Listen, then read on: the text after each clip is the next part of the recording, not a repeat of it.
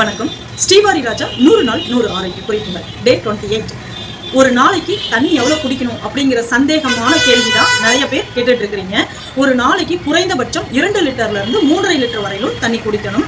இப்போ ulcer problem இருக்குது அப்படின்றவங்க, பித்தம் அதிகமாக இருக்குது அப்படின்றவங்களுக்கு இந்த தண்ணி தாகம் அப்படிங்கிறது எடுக்காது. ஆனால் தண்ணி குடிக்கணுமே, நிறைய குடிக்க சொல்கிறாங்க அப்படின்னு சொல்லிட்டு நீங்கள் குடித்தாலும் ஒரு சிலருக்கு அது வாமிட் வர மாதிரி பண்ணும். அந்த மாதிரி இருக்கிறவங்களுக்கும் என்ன பண்ணுறது அப்படின்ற கேள்வியும் கேட்குறீங்க.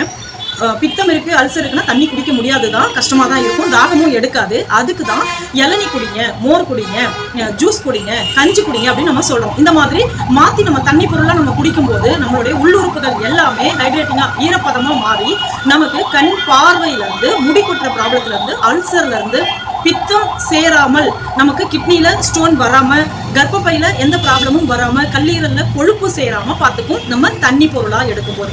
அதுக்காக தான் நிறைய தண்ணி குடிங்கன்னு நம்ம சொல்றது.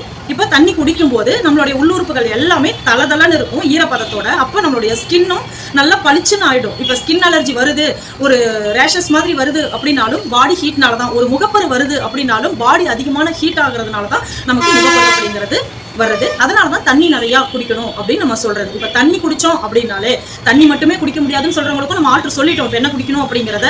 நீங்கள் நல்லா தண்ணி பொருளாக நீங்கள் எடுத்துக்கும் போது உங்களுடைய முடி கொட்டுற ப்ராப்ளத்துலேருந்து எல்லாமே சரியாகும். ட்ரை பண்ணி பாருங்கள்.